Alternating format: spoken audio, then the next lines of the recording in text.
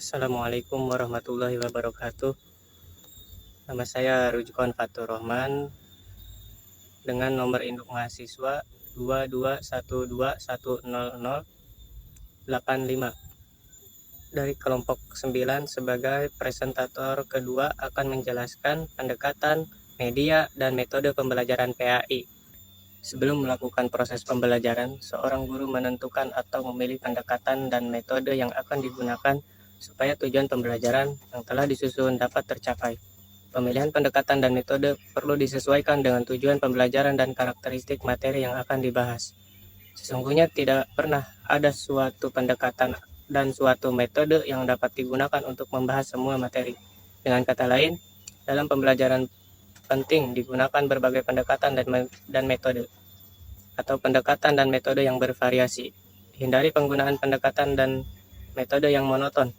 Oleh karena itu, para guru harus menguasai berbagai pendekatan dan metode pembelajaran. Sesungguhnya, banyak jenis pendekatan dan metode dalam pembelajaran. Namun, pada pokok bahasan ini, tidak semuanya dapat dibahas. Karena berbagai keterbatasan, bahasan diarahkan untuk pendekatan dan metode yang sering digunakan dalam pembelajaran di Indonesia. Pendekatan induktif merupakan pendekatan pembelajaran yang dimulai dari yang khusus sampai atau menuju pada yang umum, atau mulai dari contoh-contoh sampai pada suatu kesimpulan. Nomor 2, pendekatan deduktif. Pendekatan deduktif merupakan kebalikan dari pendekatan induktif, yaitu pendekatan pembelajaran yang dimulai dari yang umum sampai atau menuju pada yang khusus, atau dimulai dari kesimpulan sampai pada contoh-contoh. Selanjutnya, pendekatan inquiry. Pendekatan inquiry merupakan pendekatan pembelajaran yang mengarahkan peserta didik untuk menemukan pengetahuan, ide, dan informasi melalui usaha sendiri. Kata kunci pendekatan inquiry adalah menemukan sendiri. Pendekatan inquiry mempunyai tahapan kerja sebagaimana para ahli menggunakan pendekatan ini dalam melakukan eksperimen. Inquiry merupakan suatu pendekatan pembelajaran yang menggunakan tahapan secara berurut. Di lain pihak, mendefinisikan inquiry sebagai suatu cara yang kreatif dan open-ended dalam pencarian pengetahuan. Pendekatan berbeda dengan metode dalam proses pembelajaran. Pendekatan lebih menekankan pada strategi dalam perencanaan, sedangkan metode lebih menekankan pada teknik pelaksanaannya. Pendekatan bersifat aksiomatis yang menyatakan pendirian, filosofis, dan keyakinan yang berkaitan dengan serangkaian asumsi. Sementara metode lebih bersifat prosedural atau proses yang teratur. Dapat juga dikatakan bahwa metode merupakan jabaran dari pendekatan. Suatu pendekatan yang direncanakan untuk suatu pembelajaran mungkin dapat digunakan beberapa metode. Misalnya, kita membahas topik pencemaran lingkungan. Salah satu pendekatan yang mungkin dapat digunakan adalah Science, Technology, and Society atau STS, atau Sains, Teknologi, dan Masyarakat STM. Dalam melaksanakan pendekatan ini, dapat saja digunakan berbagai metode seperti ceramah, eksperimen, tanya jawab, diskusi, dan sebagainya. Pengertian media pembelajaran PAI. Kata media berasal dari bahasa Latin dan merupakan bentuk jamak dari kata medium yang secara harfiah berarti perantara atau pengantar. AE, Association of Education and Communication Technology, memberi batasan tentang media sebagai segala bentuk dan saluran yang digunakan untuk penyampaian pesan atau informasi. Adapun National Education Association mengartikan media sebagai segala benda yang dapat dimanipulasi, dilihat, didengar, dibaca, atau dibicarakan beserta instrumen yang digunakan untuk kegiatan tersebut. Media apabila dipahami secara garis besar adalah manusia, materi, atau kejadian yang membangun kondisi yang membuat seseorang mampu memperoleh pengetahuan, keterampilan, atau sikap. Dalam pengertian ini berarti guru, buku, teks, dan lingkungan sekolah merupakan media. Media pembelajaran merupakan alat-alat grafis, fotografis, atau elektronis untuk menangkap, memproses, dan menyusun kembali informasi visual dan verbal.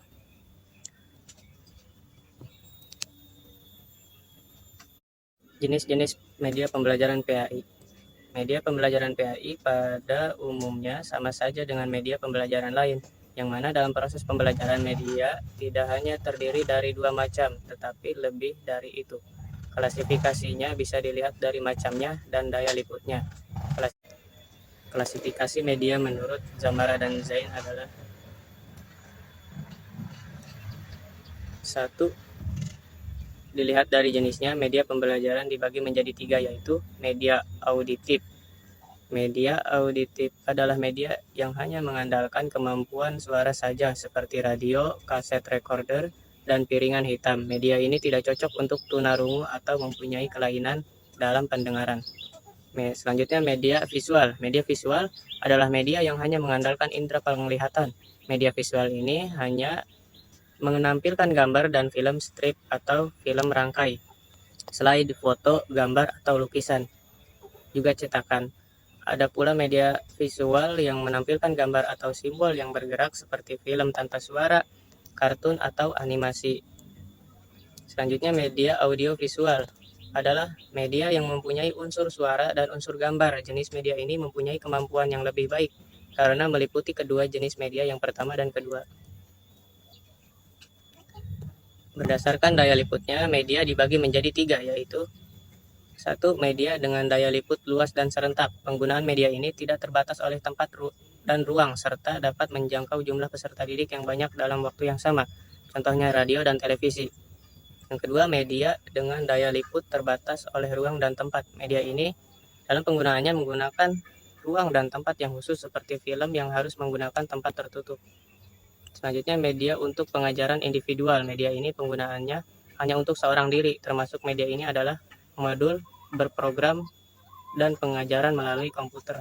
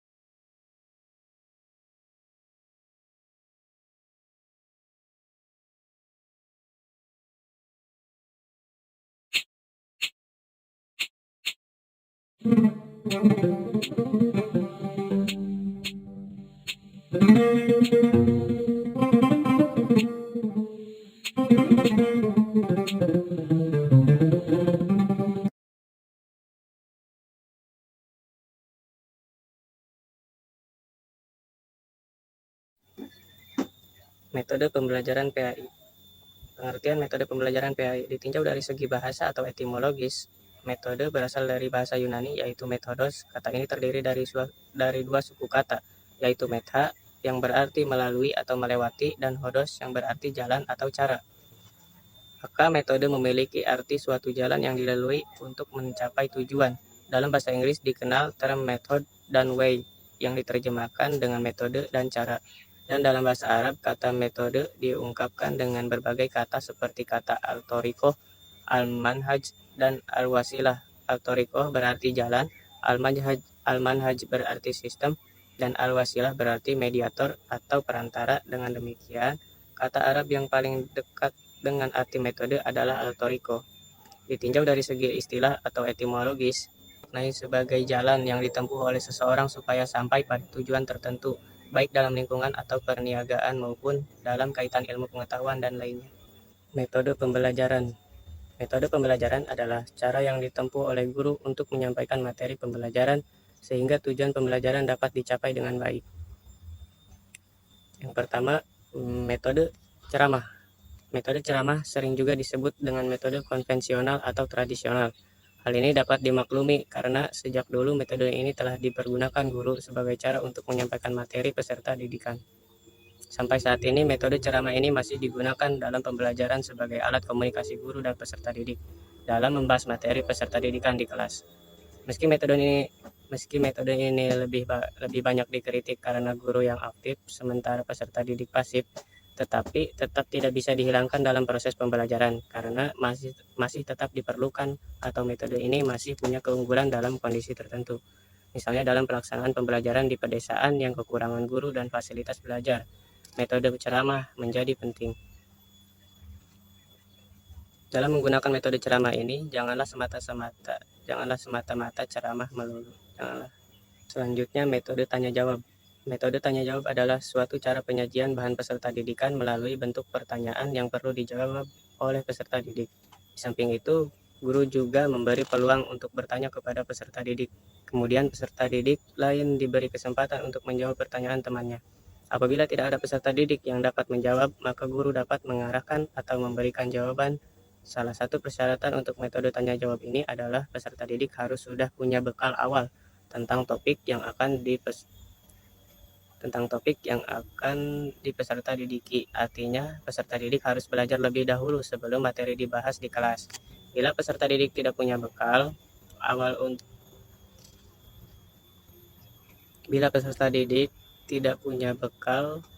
awal tentang materi yang akan dibahas, maka kondisi belajar atau kelas tidak akan aktif. Dengan kata lain, metode tanya jawab tidak dapat berjalan dengan baik.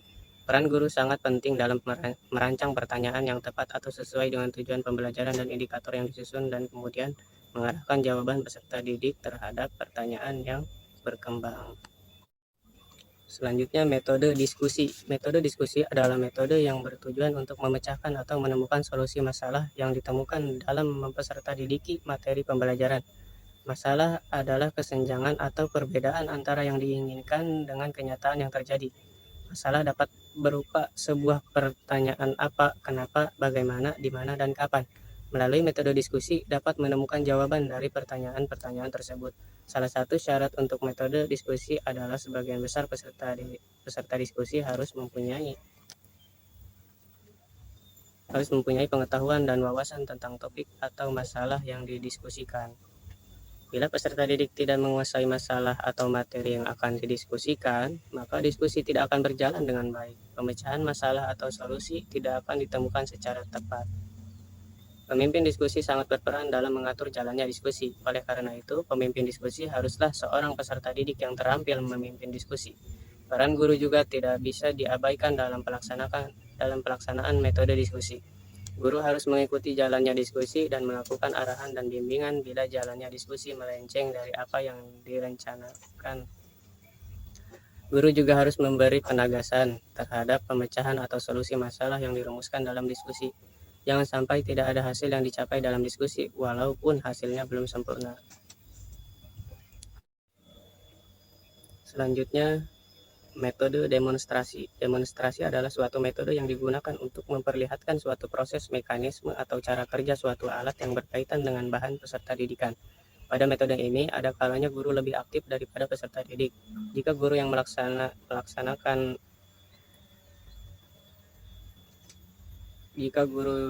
melaksanakan demonstrasi, tetapi dapat juga peserta didik yang diminta guru untuk mendemonstrasikan suatu cara kerja, prosedur, atau mekanisme. Selanjutnya, metode pemberian tugas atau resitasi.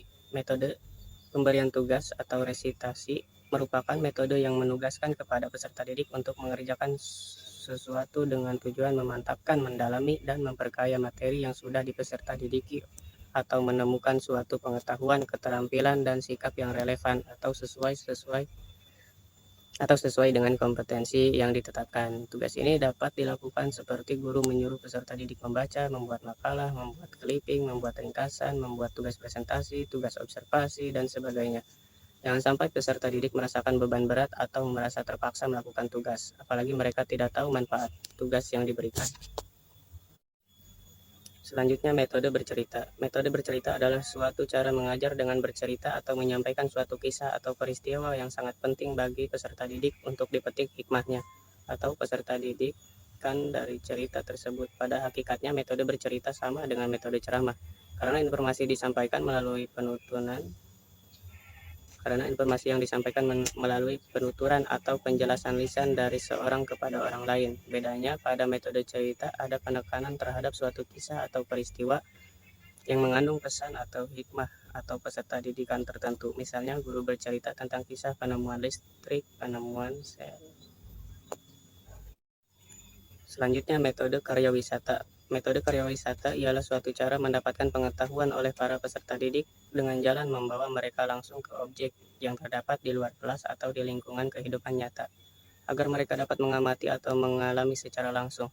Metode karya wisata diterapkan antara lain terhadap objek yang akan dipelajari hanya terdapat di tempat tertentu. Selain itu, pengalaman langsung dapat membuat setiap peserta didik lebih tertarik pada peserta didikan yang disajikan sehingga peserta didik lebih ingin mendalami masalah yang diminta. Sehingga peserta didik lebih ingin mendalami masalah yang diminati.